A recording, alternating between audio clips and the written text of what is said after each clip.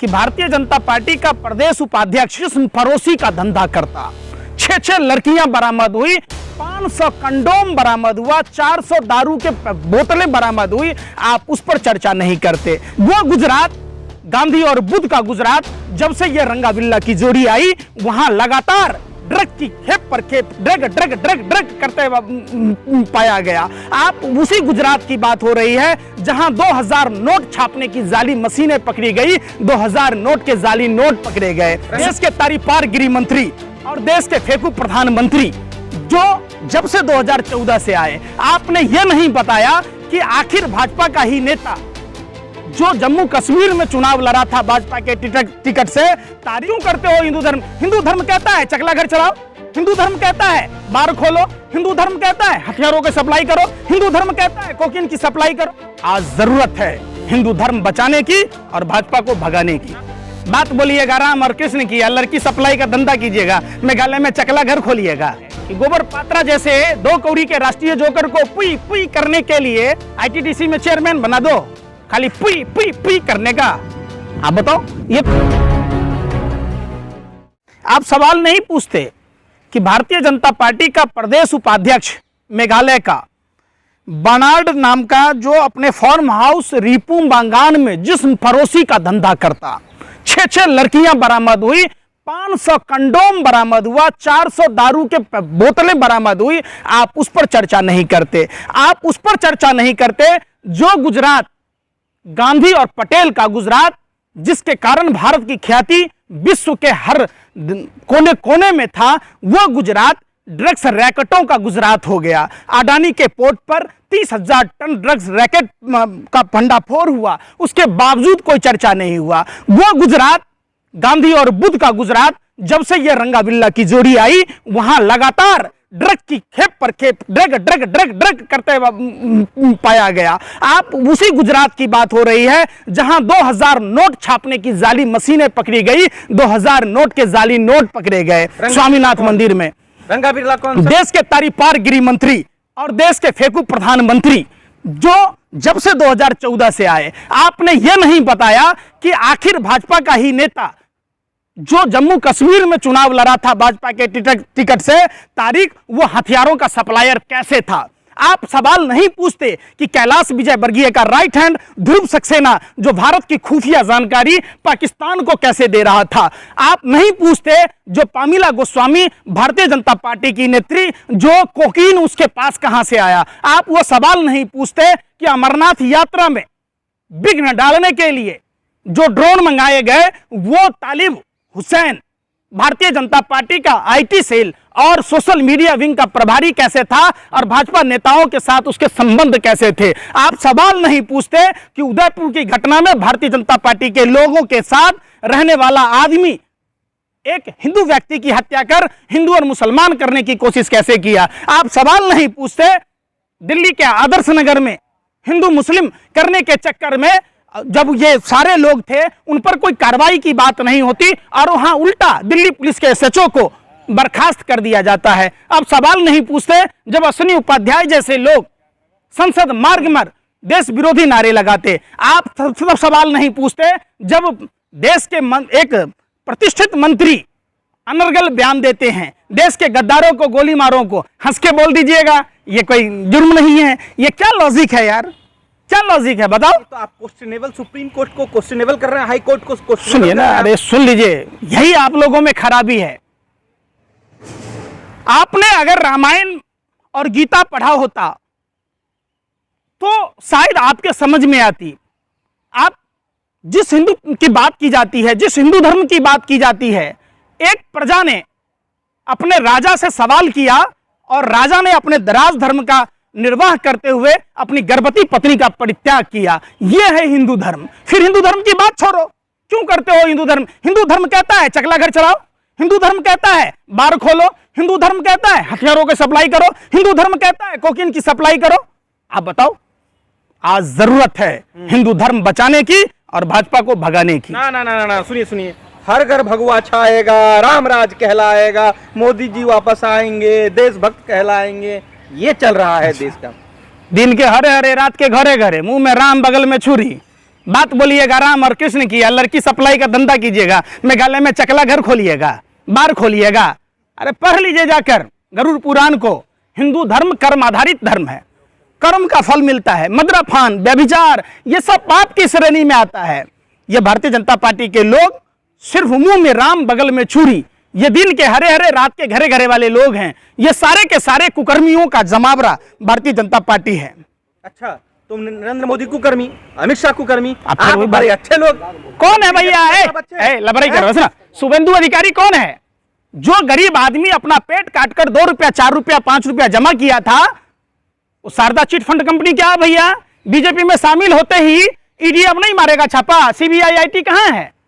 आप जिस आसाम के मुख्यमंत्री के यहाँ सीबीआई आईटी जा रहा था, आज बीजेपी में जाने के बाद उस पर क्यों नहीं कार्रवाई होती? जो नारायण राणे पर सीबीआई ईडी की कार्रवाई हो रही थी जब वो कांग्रेस और शिवसेना में था, आज बीजेपी में आते ही उस पर कार्रवाई क्यों नहीं होती? ये पूछता है भारत, और आप लोगों पर थूकता है भारत। आप सवाल बताइए ना भाई। जो सीबीआई नारायण राणे को दोषी कह रहा था, येदियुरप्पा को दोषी कह रहा था, रमन सिंह के दामाद और बेटे को दोषी कह रहा था, आज वो सीबीआई ईडी उसको दोषी क्यों नहीं मानता? 5400 से अधिक मामले ईडी में जब दर्ज हैं, तो ईडी उन लोगों को क्यों नहीं प्रसारण करता है? आप नहीं बात कीजिएगा। आप बात नहीं कीजिएगा कि बीफ एक्सपर्ट में भारत नंबर 1 कैसे बना, कैसे स्मृति ईरानी के बेटी के बार में बीफ और वो भी बिक रहा था। आप स्मृति ईरानी तो कह दी ना प्रेस कॉन्फ्रेंस करके। क्या कह दी? कि कॉलेज की छात्रा है हमारी बेटी। अच्छा, कोई उन्होंने क्या कहा? अरे सुन तो लो 18 साल की उम्र बताया उन्होंने। तो पिछले साल 2021 में जो उसकी सगाई हुई थी, नाबालिग लड़की का सगाई हुआ था। आप हमें बताओ, वो नाबालिग थी इसका मतलब? और नाबालिग लड़की के सगाई कराने पर माता पिता दोनों जेल के हकदार हैं। तो क्या प्रधानमंत्री जी स्मृति ईरानी और उनके पति पर कार्रवाई करेंगे? आप बता दीजिए। नहीं तो क्या चाह रहे हैं आप? जैसे फिर वही बात, आप क्या चाहते हैं कि ये जाली मृत व्यक्ति के नाम पर बार चलाएं? आप कत्ल करते हैं तो चर्चा तक नहीं होती, हम जरा सी आह क्या भरते हैं, हो जाते हैं बदनाम। वाह, कमाल करते हैं। कोई अखबार चला के गुनाहगार है, कोई बार चलाकर पाक साफ है। ना नड्डा साहब ने कहा ना कि विचारधाराएं खत्म हो गई हैं, नामो निशान मिटने वाला है कांग्रेस का, तो विपक्ष खत्म हो जाएगा। जेपी नड्डा साहब ने बिल्कुल कहा विचारधाराएं खत्म हो गई। ये वही विचारधारा के लोग हैं जो देश को आजाद नहीं होने देना चाहते थे, जो गोरे अंग्रेजों के दलाल थे, पिट्ठू थे। देश में सबसे बड़ा बुजदिल, कायर, डरपोक सावरकर, जो गोरे अंग्रेजों से 60 रुपया महीना पेंशन लेता था। देश के 4 सबसे बड़े गद्दार, हेडगेवार, गोवलकर, श्यामा प्रसाद मुखर्जी और नाथूराम गोडसे जैसे लोगों के बारे में पढ़िए तो आपको सारी भारत की हकीकत मालूम होगी। कौन था वो लोग जो गोरे अंग्रेजों की तलबा चाटते थे? 1941 में बंगाल प्रेसिडेंसी में मुस्लिम लीग के फजाउल्लाह के साथ सरकार बनाई, द्वि राष्ट्र के सिद्धांत को पारित किया। 1942 में भारत छोड़ो आंदोलन को चलने के लिए चिट्ठी लिखा। 1943 में गुलाम हुसैन अब्दुल्ला खान और जिन्ना को चिट्ठी लिखा। आप बताइए कौन है ऐसा आदमी है? आप नहीं बताएंगे। आप नहीं बताएंगे कि आखिर 1945 में गोरे अंग्रेजों ने गोरखपुर के महंत दिग्विजय नाथ को EX-39 पिस्टल क्यों दिया था, और वो पिस्टल 3 दिन बाद चोरी होने की रिपोर्ट क्यों दर्ज कराई गई, और उसी पिस्टल से नाथूराम गोडसे ने राष्ट्रपिता महात्मा गांधी की हत्या क्यों की थी, और नाथूराम गोडसे ने अपने हाथों पर अब्दुल्ला क्यों लिखवाया था, नाथूराम गोडसे ने अपना खतना क्यों करवाया था? आप बता दीजिए। पूरा माहौल बिगाड़ दिया, दिल्ली का लॉ एंड ऑर्डर खतरे में पड़ गया सर, कानून व्यवस्था आपने खराब कर दिया आप लोगों ने, जिस तरीके से पिछले कई दिनों में सड़कों पर आप लोग कूदे हो।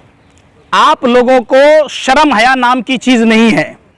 आप लोग कम से कम आवारा कुत्तों से भी सीखा होता, वो भी बेवजह नहीं भौंकते। आप लोगों ने पूरे देश को जो नफरत परोसा है, उस नफरत ने, उस कट्टरता ने, उस धार्मिक कट्टरता ने देश को भूटान से भी पीछे छोड़ दिया। हम नाइजीरिया के पीछे चले आए।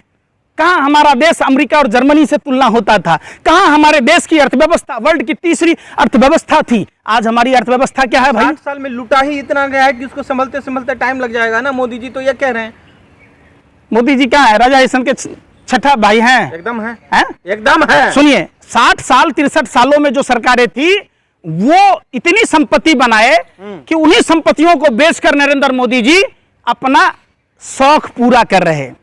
जिन्होंने वर्ल्ड बैंकों से कर्जा लिया, अभी भी 9 महीने में चुकता करना है। आप आज तक बताइए, आज तक की कोई ऐसी सरकारें हों जो आटा पर टैक्स लगाया हो, जो दही पर टैक्स लगाया हो, जो दूध पर टैक्स लगाया हो, जो मृत्योपरांत अंतिम संस्कार के सामग्रियों पर टैक्स लगाया हो? क्या आप रोटी नहीं खाते? तो क्या चाहते क्या हैं? आप अरे मैं क्या पूछता हूं? अरे सुन तो लो, हिंदुस्तान मॉडल है सर, ये रेवेन्यू का मॉडल है सर, देश विकास सुन तो, करेगा। रेवेन्यू का मॉडल क्या है कि गोबर पात्रा जैसे 2 कौड़ी के राष्ट्रीय जोकर को पुई पुई करने के लिए आईटीडीसी में चेयरमैन बना दो। आप बताओ, उस समय आपका मॉडल कहां जाता है कि पुई पुई करने वाले राष्ट्रीय जोकर को आप ओएनजीसी में डायरेक्टर बना देते? राष्ट्रीय जोकर कहेंगे सर उसको। है ही राष्ट्रीय जोकर। क्या काम है एक डॉक्टर का? काम, एक डॉक्टर का धर्म क्या है? मरीजों की सेवा करना, बीमारों की देखभाल करना। ये 12 हिंदू राव में जब डॉक्टर था, महिला के साथ क्या हुआ? पूरे कोरोना काल में इस राष्ट्रीय जोकर को एक भी मरीजों का इलाज करते आपने देखा? डॉक्टर का क्या काम है? खाली पुई पुई पुई करने का। आप बताओ, ये तो 10 रुपया दीजिएगा, बच्चा पुई पुई करे। ऐसा है कि अभी एक गाड़ी गई थी कांवड़, उसमें कांवड़िए लोग थे, उसमें मोदी जी की फोटो लगी हुई थी, योगी आदित्यनाथ जी की लगी थी, अमित शाह की लगी हुई थी, साध्वी प्रज्ञा का लगा हुआ था और खूब राम राम चिल्ला रहे थे। तो क्या इस माहौल को, ये जो धार्मिक माहौल है, इसको आइडेंटिफाई किया जा रहा है किसी पार्टी विशेष के द्वारा?